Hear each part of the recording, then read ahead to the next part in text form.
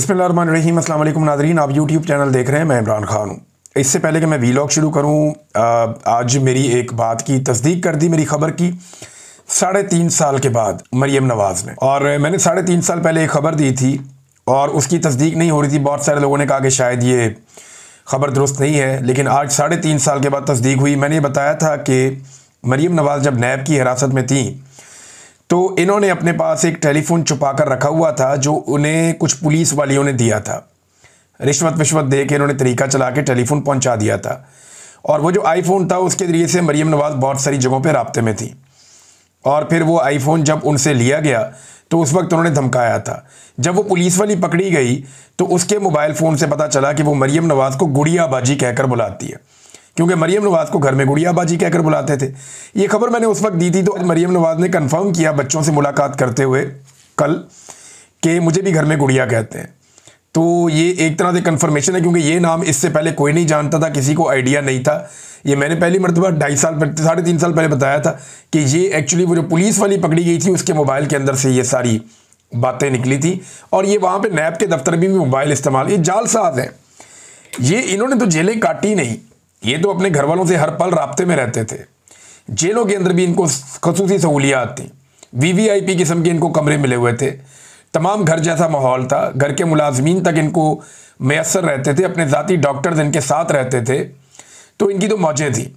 नाज़रीन, अब आ जाएँ ख़बरों की जानिब। जो तीनों दरिया हैं उनमें एक बार फिर पानी की सतह ख़तरनाक हद तक बुलंद होना शुरू हो गई है। दरिया रावी से जो इतलात आ रही हैं वो उतनी ख़तरनाक नहीं है जितनी खौफनाक इतलात एक मरतबा फिर दरिया चनाब से और दरिया सतलुज से आ रही हैं। भारत में बारिशें बिल्कुल नहीं रुक रही। हमने जितनी मालूमात इकट्ठी की हैं उन तमाम मालूमात में हिमाचल के इलाके को तो बल्कि भारत में आफत ज़दा करार दे दिया गया है। वहाँ तो बारिश रुकने का नाम ही नहीं ले रही। जम्मू के इलाके में, मकबूजा कश्मीर के इलाकों में जितने दरिया हैं उन सब में तुग़यानी है, और उनका पानी जो है ख़तरनाक लेवल से ऊपर चल रहा है। और ये सारा पानी दाखिल हो रहा है मराला से पाकिस्तान में, यानी ये भारत से पाकिस्तान में दाखिल होता है। हेड मराला से ये पानी गुजरता है।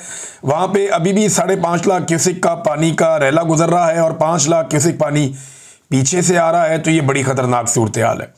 हेड मराला की वीडियो मैं देख रहा था, शाम के वक्त हमने मंगवाई थी कल, तो उस वीडियो में दिखाई दे रहा है कि अगर पानी ज़्यादा मज़ीद आता है तो फिर ये एक बड़े सैलाब की सूरत इख्तियार कर लेगा और मज़ीद नुकसान हो जाएगा। जो नशेबी इलाके हैं वहाँ से पानी इससे पहले कि निकाला जाता, मज़ीद पानी वहाँ से इकट्ठा होना शुरू हो गया है।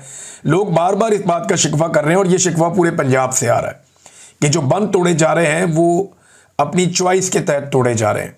ताकतवर लोग, बड़े लोग, मिलों के मालिकान, शुगर मिलों के मालिकान, जागीरदारों के बागात, उन सारी चीज़ों को बचाया जा रहा है। गरीबों की ज़मीनें और उनके मकानात डबोए जा रहे हैं। जो बेइख्तियार लोग हैं, जिनके पास कोई ज़्यादा इख्तियार नहीं है, जो किसान है, और किसान से तो पता नहीं किस बात का शरीफ खानदान जब इक़्तिदार में आता है ये किसान से बदला लेता है। नवाज शरीफ इक़्तिदार में आया, उसने ज़िद लगा ली कि मैंने आलू 5 रुपये का बेचना है। वो जो बेचारे किसान ने इतनी मेहनत करके आलू उगाया था और इतनी मेहनत करके उसने फसल तैयार की थी, उसका बेड़ा गर्क कर दिया पकड़ के। अब बेटी का ये दावा है कि जी मैंने रोटी 14 की बेचनी है और मैंने किसान पर ही डालना है सारा, और अब जो है रोटी बेच के दिखाएं 14 की, इनको सब्सिडी देनी पड़ेगी, उसके बगैर ये मुमकिन नहीं है। लिहाजा सूरत हाल आपके सामने, किसान को तो इन्होंने तबाह बर्बाद किया है। अब तीनों दरियाओं में एक मरतबा फिर पानी की सतह खतरनाक हद तक बढ़ रही है। झेलम से नीचे के जितने भी एरियाज़ हैं, जैसे गुजरात में बताया जा रहा है कि रात गए पानी दाखिल हो गया, बहुत सारे इलाकों में बगैर वार्निंग के पानी दाखिल हो गया। कई जगहों पर जहाँ पर बंद टूटते हैं वहाँ पर पेशगी कोई इतला नहीं दी जाती, और लोग अपने घरों में होते हैं, अचानक पानी आ जाता है, लोगों को अपना सामान छोड़कर भागना पड़ता है। अब एक बयानिया ये भी बनाया जा रहा है कि ये भारत ने जारहियत की, आबी जारहियत की है, लेकिन हमने भारत के विजुअल्स निकाले और वहाँ की सूरत हाल देखी तो भारत में भी लगभग 1000 देहात ज़ेरे आब आ गए। वहाँ पे बहुत सारे लोगों की हलाकतें हुई हैं। 300 लोग तो हिमाचल में मारे गए हैं, उसे आफत ज़दा करार दिया गया है। तो ये कोई छोटी आफत नहीं है भारत में। मैंने वहाँ पे ऐसी वीडियोस देखी हैं कि 200, 150 भैंस जो है लोगों की वो पानी के अंदर बह रही है और उनके बचने के इम्कानात भी कुछ नहीं है। और भैंस जिस पानी में बह रही है, भैंस का अच्छा खासा 6 फुट का कद होता है, तो वो 10-10 फुट, 15-15 फुट पानी जो है वो रस्तों के ऊपर जमा है। गलियों के अंदर कश्तियाँ चल रही हैं भारत के अंदर, जो देहात की गलियाँ हैं बहुत बुरे हालात हैं भारत में भी, लेकिन उनके पास क्योंकि वसाइल ज़्यादा हैं, उनके पास जदीद मशीनरी है, उनकी ब्यूरोक्रेसी इस मामले के लिए अलग से ट्रेंड है, फिर उनकी पुलिस बदतमीज़ी भी नहीं करती, तो वो रिलीफ के ऊपर बेहतरीन काम कर रहे हैं। पाकिस्तान में रिलीफ का काम ही नहीं हो रहा। पहले फ़ौज रिलीफ का काम किया करती थी, अब वो भी दिखाई नहीं दे रहे। जो इदारे हैं वो ज़ीरो चल रहे हैं। जो सूबाई हुकूमत है वो सिर्फ टिकटॉक्स बनाने के अंदर मशगूल है, वो कोई और काम कर ही नहीं रहे। लिहाजा भारत के बारे में ये बार बार कहना कि वो भारत आबी जारहियत कर रहा है, तो ये वाला पानी वो अपने डैमों में कैसे रोक लेता? यानी जब डैम फुल हो जाता है तो आपको उसके दरवाजे खोलने पड़ते हैं जब पीछे से पानी आता है। आप डैम के गेट्स नहीं खोलेंगे तो क्या होगा? डैम फट जाएंगे, टूट जाएंगे। और अगर डैम टूट गए तो क्या होगा? डैम अगर तबाह हो जाते हैं तो उसके बाद उस लेवल का सैलाब आता है कि जिसको कोई भी नहीं रोक सकता। लिहाजा भारत को अपने डैम्स के दरवाजे खोलने पड़े। सवाए रावी के ऐसी कोई और शिकायत मौजूद नहीं है। जो रिपोर्ट्स हैं हमारे पास उनके मुताबिक कि भारत ने वक्त से पहले आगाह ना किया हो पाकिस्तान को। ख्वाजा आसिफ ने यह बात की थी, लेकिन ख्वाजा आसिफ को झूठा करार दे रही है उनकी पार्टी, क्योंकि PMLN ने और स्टैब्लिशमेंट ने यह फैसला किया है कि कल को ये सारा कुछ हम भारत के खाते डाल देंगे। ये सौदा पाकिस्तान में आसानी से बिक जाता है ना, तो ये सौदा पाकिस्तान में हम ऐसे बेच देंगे कि भारत ने अपनी शिकस्त का बदला लेने के लिए पाकिस्तान पे आबी जारहियत की है और पाकिस्तान पे पानी छोड़ा है। हालांकि भारत के अंदर बहुत नुकसान हुआ और पाकिस्तान के अंदर भी बहुत नुकसान हो रहा है। पाकिस्तान की तैयारी नहीं है। अभी भी जो बंद खुद से टूट जाते हैं, पूरे पूरे इलाके डूब जाते हैं, वहाँ उन्हें कोई आगाही नहीं करता। अक़वाम मुत्तहिदा की रिपोर्ट जो है वो पाकिस्तान के अंदर जो बातें की जा रही हैं उनसे मुख्तलिफ है। UNDP और जो दीगर इदारे हैं वो ये कहते हैं कि 2 सितंबर को उनकी जो रिपोर्ट आई वो मैं आपको बता रहा हूँ कि 1 करोड़ 4 लाख अफराद मुतासिर हुए हैं और बड़ी तादाद में लोग बेघर हो गए हैं पाकिस्तान में। ये एक बहुत बड़ा डाटा है, बड़ी खौफनाक सूरत हाल है। लेकिन पाकिस्तान की एस्टेब्लिशमेंट ने, हुकूमत ने फैसला किया ये भारत के खाते में डालना। ख्वाजा आसिफ ने कहा कि नहीं, इसको भारत की आबी जारहियत नहीं कहा जा सकता। वज़ीर दिफा है, वो जानते हैं कि इंफॉर्मेशन आ रही है भारत से। हाँ, वो आपका दोस्त तो नहीं है कि आपको उस तरह बताया जैसे दोस्तों को बताया जाता है, लेकिन हिफ्ज़े बात मुक़द्दम अपनी जिम्मेदारी वो पूरी कर रहा है।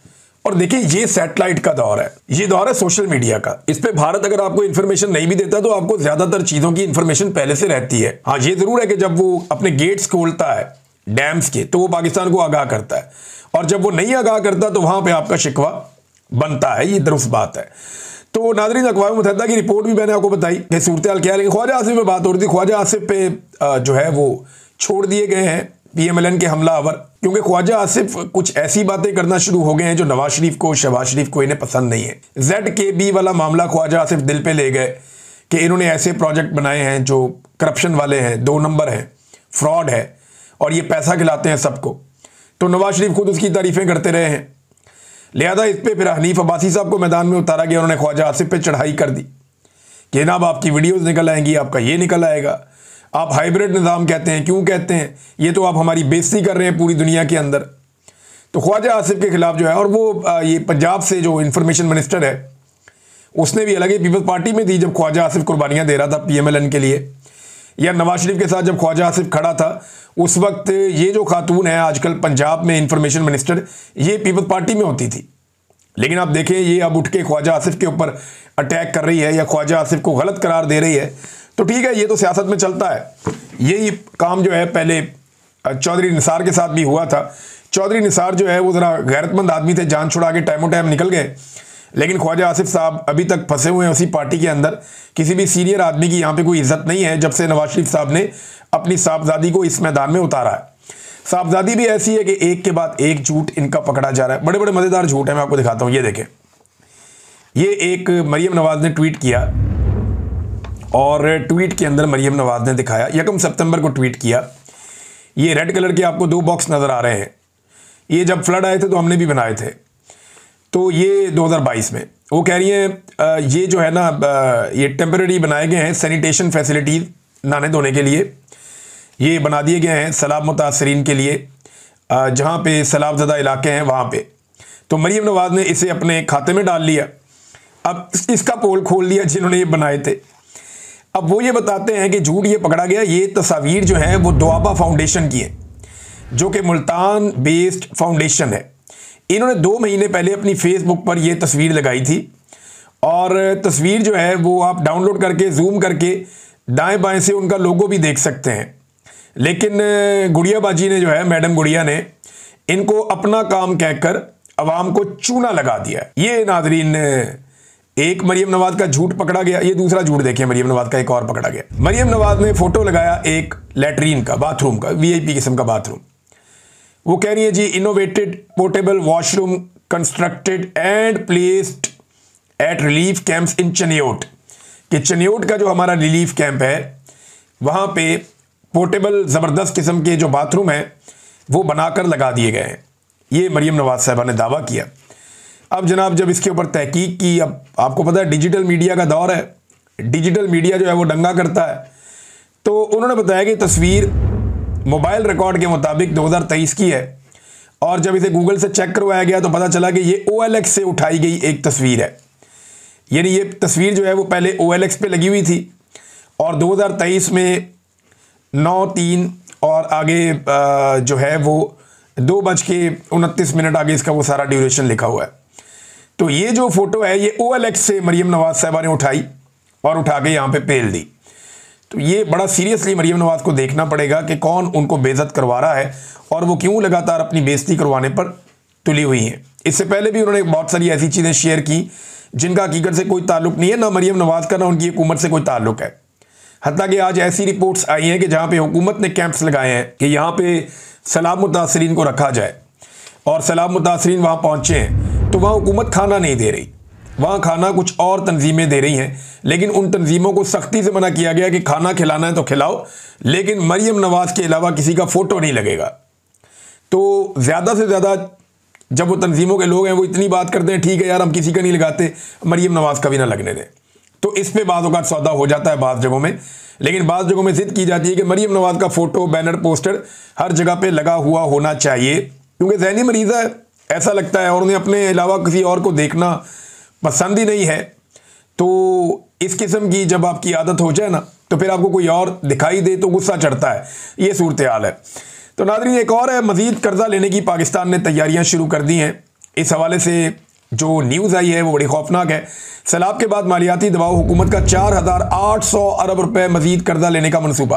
5,000 अरब का मजीद कर्जा पाकिस्तान लेगा सैलाब के बहाने। और इससे पहले पाकिस्तान जो कर्जा ले चुका है ये गुज़िश्ता कुछ अरसे में, वो बहुत बड़ी मिकदार में पाकिस्तान ने लिया है। अब इस तरह अगर पाकिस्तान कर्जा लेता रहेगा तो ये कर्जा वापस किसने करना है? ये वापस भी तो करना है कर्जा।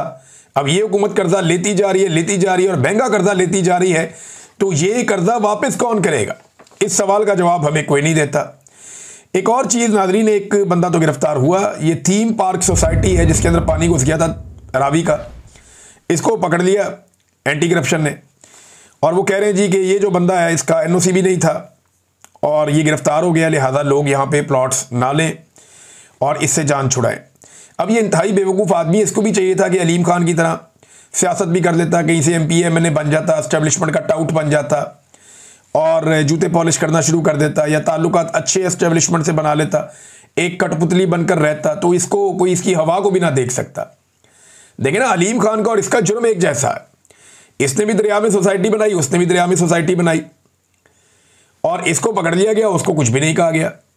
उसकी सोसाइटी में भी पानी दाखिल हुआ, अलीम खान की सोसाइटी में भी पानी दाखिल हुआ, लेकिन क्योंकि अलीम खान को NOC मरियम नवाज ने दिया था इसलिए उसको बचा लिया गया। अब इस बंदे को इसने ब्यूरोक्रेसी से लिया होगा इसलिए इसको फंसा दिया गया। लेकिन आप याद रखिएगा और कोई नहीं फंसेगा, यही बंदा फंसना था। अलीम खान को गिरफ्तार करें ना, उसके खिलाफ कानूनी कार्रवाई करें, उसका नाम ECL में डालें कि इतना अरबों रुपया लोगों से कमा लिया भाई आपने, ये लोगों के घर डूब गए हैं, इसका जवाब कौन देगा? अब जिन घरों की बुनियादों में पानी भरा है उनकी जो पायदारी है वो कब तक कायम रहेगी, ये भी एक बड़ा सवाल है। इसका जवाब हमारे पास नहीं है। जो लोग टेक्निकल लोग हैं, जो कंस्ट्रक्शन को जानते हैं, वो बता सकते हैं कि इसका क्या मतलब है कि इतने दिनों तक घरों में पानी भरा रहे तो उनकी बुनियादों को क्या नुकसान पहुंचता है। नाज़रीन शहबाज शरीफ साहब जो है वो दौरा कर रहे हैं, इसके ऊपर लोग अलग अलग राय दे रहे हैं। जो पाकिस्तान तहरीक इंसाफ के हमायती लोग हैं या जो इंडिपेंडेंट मीडिया भी है, बाज़ औक़ात वो ये कहते हैं कि शहबाज शरीफ साहब के हालात इतने अच्छे नहीं हैं इस दौरे में, उन्हें इग्नोर किया गया है बार बार। यानी जो इज़्ज़त बाकियों को मिल रही थी उतनी इज़्ज़त शहबाज शरीफ साहब को नहीं मिल रही थी। वो ज़बरदस्ती हर जगह पे अपना सर घुसा के तस्वीरें बना रहे थे। बल्कि सीढ़ियों के ऊपर एक चढ़ने की कुछ लीडर्स की तस्वीर है, जिसमें शुमाली कोरिया का जो डिक्टेटर है वो था, प्यूटन था, और चीन का सदर था। तो ये तीनों वो लोग हैं जो वेस्ट और अमेरिका के बहुत मुखालिफ समझे जाते हैं, और उनके बीच में लाइनों को चीरते हुए किसी तरह शहबाज शरीफ साहब आगे पहुंचने की कोशिश कर रहे थे। तो जिस हद तक बेचारे वो पहुंच पाए, वो वहां तक पहुंच गए। तो उन्होंने वहां अपनी वो बनाई है, उनके साथ एक अपीयरेंस शो की है। लेकिन इसको दुनिया कैसे देखेगी, ये भी एक अजीब चीज़ है। इन्हें ये भी याद नहीं रहा, हीट ऑफ द मूवमेंट में ये बहुत ज़्यादा आगे निकल गए। अब शहबाज शरीफ साहब जो हैं उनको इग्नोर किया जाता है बार बार, और आर्मी चीफ जो है वो हाईलाइट होते हैं। और कुछ लोग दावा करते हैं बहुत इज्जत मिल रही है शहबाज शरीफ साहब को। तो ठीक है जी, मिल रही होगी इज्जत, लेकिन इसका फ़ायदा क्या हो रहा है पाकिस्तान को? क्या कोई सरमायाकारी पाकिस्तान में आ रही है? क्या इन ममालिक में से कोई एक मुल्क पाकिस्तान को पैसे देने के लिए तैयार है? क्या इन ममालिक में से कोई एक मुल्क पाकिस्तान में अरबों डॉलर की सरमायाकारी लाने के लिए तैयार है? ऐसा तो दिखाई नहीं दे रहा। हाँ, एक बात हम बार बार सोच रहे थे कि शहबाज शरीफ ने अब तक सबसे ज़्यादा दौरे शायद आज़रबाईजान के किए हैं, सऊदी अरब के अलावा अगर देखें तो। आज़रबाईजान के इन्होंने इतने दौरे किए हैं, तो कुछ तो वहाँ से आएगा। तो इन्होंने कहा था कि 2 अरब डॉलर की सरमायाकारी आएगी। तो आज़रबाईजान से 2 अरब डॉलर की सरमायाकारी तो नहीं आई, उल्टा आज़रबाईजान की एक कंपनी को इन्होंने फ़ायदा पहुंचा दिया है। और इसके अंदर क्या कमीशन का मामला है और क्या गेम डाली जा रही है, अभी इसके ऊपर इन्वेस्टिगेट होना चाहिए। मैं आपको बताता हूँ ये करने क्या जा रहे हैं। वाइट ऑयल पाइपलाइन ये बिछाने जा रहे हैं, और ये आज़रबाईजान की एक कंपनी है सोकार, उसके साथ ये इन्होंने मुआहदा कर लिया है। और बगैर कैबिनेट से, बगैर असेंबली के अंदर डिस्कस किए, कुछ भी किए, इन्होंने इसके ऊपर दस्तखत भी कर दिए हैं। अच्छा, ये माचके से तारो जब्बा तक 477 किलोमीटर की एक पाइपलाइन बिछाई जाएगी, और ये पेट्रोल के लिए। ये माचके कहाँ पे, जरा समझ लीजिए, बोलान में है, ज़्यादा कोयटा से दूर नहीं है, बोलान का इलाका है बलूचिस्तान का, वहाँ पे माचके है। और इसके बाद जो तारो जब्बा है, ये जो इलाका है तारो जब्बा का, ये सक्खर के करीब है, सिंध में। इन दोनों के बीच में जो फासला है वो 477 किलोमीटर का है। ये पाइपलाइन क्यों बिछा रहे हैं? देखिए, पाइपलाइन तो अगर आनी है तो आनी चाहिए आज़रबाईजान से, लेकिन ये ऐसे क्यों हो रहा है? आज़रबाईजान से तेल ज़्यादा इम्कान है कि समंदर के रास्ते से गवादर पहुंचेगा। गवादर से ये उस तेल को डालेंगे एक टैंकर में और उसको लेकर आएंगे माचके में, यहां से उसको पाइपलाइन में डालेंगे और निकालेंगे सक्कर के करीब तारो जब्बा से, और वहां से दोबारा टैंकर्स में डालेंगे, और फिर जहां इन्होंने लेकर जाना है ये ऐसे करेंगे। रिफाइनरीज बीच में भी होंगी। तो मामला ये है कि ये पाकिस्तान के एक सेंटर में अगर आप नक्शा देखें, बोलान से लेकर ये सक्कर तक का, तो इसके बीच में ये पाइपलाइन डालने की क्या तुक है? इसकी वजह क्या समझ आती है किसी को? अच्छा, ये पाइपलाइन अगर डालेंगे तो इस पाइपलाइन के बाद इनको और डालनी पड़ेगी। अब इसके तबाह होने के भी इम्कान आते हैं, वहां पे दहशतगर्दी के बड़े वाकयात हो रहे हैं। तो ये पाइपलाइन डाल के एक्चुअली हासिल क्या करना चाहते हैं? ये पाइपलाइन का मुआहदा बड़ा खौफनाक है। इसका मुआहदा जो किया जा रहा है वो किया जा रहा है बिल्कुल IPP के तर्ज पे, और वो भी डॉलर्स में, कि आज़रबाईजान की कंपनी आके यहां पे ये पाइपलाइन डाल देगी, 300 मिलियन डॉलर्स यहां पे लगा लेगी, और जब यहां पे पाइपलाइन डल जाएगी तो उसके अंदर से तेल गुजरे, उसके अंदर से तेल ना गुजरे, आपको पाइपलाइन के पैसे देने पड़ेंगे। यानी जैसे कि IPP में मुआहदा था ना कि चाहे आप बिजली बनाएं, चाहे आप बिजली ना बनाएं, आपको हम बिल अदा करेंगे, आपको हम पैसा देंगे अरबों रुपया, और डॉलर रेट के हिसाब से देंगे। यही मुआहदा शहबाज शरीफ ने किया इस पाइपलाइन में कि चाहे इसमें से तेल गुजरे, चाहे इसमें से तेल ना गुजरे, हम आपको इस पाइपलाइन का किराया मुहैया करेंगे हर महीने के हिसाब से या हर दिन के हिसाब से, डॉलरों के रेट पे। ये है वो 2 नंबरी जो पाकिस्तान के साथ माजी में की गई, और यही 2 नंबरी पाकिस्तान के साथ अब भी की जा रही है। वजारत खजाना ने भी मना किया, तवानाई की वजारत ने भी मना किया, बैनुल-अक़वामी तौर पे भी सब ने कहा ये पागलपन है, लेकिन इन्होंने कर लिया। अब पता नहीं इनका क्या ताल्लुक है इल्हाम अलीयव साहब से, जो आज़रबाईजान के सदर हैं। ये उनको जा जाके जफ्फियाँ डालते हैं, उनके साथ मिलकर इन्होंने ये मुआहदा कर लिया है। ये पता करना पड़ेगा कि ये सोकार नाम की कंपनी है, ये किसकी है और इसके पीछे कौन है। देखिए, दुनिया पाइपलाइन डालती है, बड़ी बड़ी लंबी पाइपलाइंस डालती है। यानी आइकॉन एक रूस की पाइपलाइन है, दुनिया की सबसे लंबी है, 4857 किलोमीटर है ये साइबेरिया से लेके बैरुल काहिल तक जाती है। उन्होंने अफ्रीका तक अपनी पाइपलाइंस डाली हुई है। चीन के अंदर 2 बड़ी लंबी पाइपलाइन है, west east 1 and west east 2, बहुत लंबी पाइपलाइन, दुनिया की दूसरी सबसे लंबी लाइनें हैं ये। लेकिन वो डालते हैं पाइपलाइंस और उनको इस्तेमाल करते हैं, और वो उनके मुल्क डालते हैं। ये कंपनी को बुला रहे हैं, उसे कह रहे हैं जी आप पाइपलाइन डाल दें, तेल हम इसमें डालें या ना डालें, हम पाइपलाइन का पैसा आपको देते रहेंगे, बिजली आप बनाएं या ना बनाएं, हम बिजली का बिल आपको देते रहेंगे कैपेसिटी पेमेंट की मद में। ये इस तरह की गेम इन्होंने दोबारा पाकिस्तान के साथ डाल दी बदकिस्मती से, और ये डकैती दिन दहाड़े पड़ी है, लेकिन कोई मानेगा ही नहीं। कौन इसके ऊपर तवज्जो देगा? एस्टेब्लिशमेंट का हाथ उनके सर के ऊपर है और उनके अपनी सारी उंगलियां घी में और सर कढ़ाई में, मौजें लगी हुई हैं सरकार की। कोई इन्हें पूछने वाला नहीं है, एक के बाद एक 2 नंबर मंसूबा ये लेकर आ रहे हैं पाकिस्तान में। नाज़रीन, एक और चैनल बड़ा मजेदार सामने आया और इसका नाम है जी ओशियन न्यूज। सबसे पहले खबर ये आती है कि जनाब ये ओशियन न्यूज जो है, ये कोई ऐसा शो किया गया कि कोई यूके का चैनल है गैर मुल्की, और वहां पे आसिम मुनीर साहब की बहुत तारीफें हो रही हैं।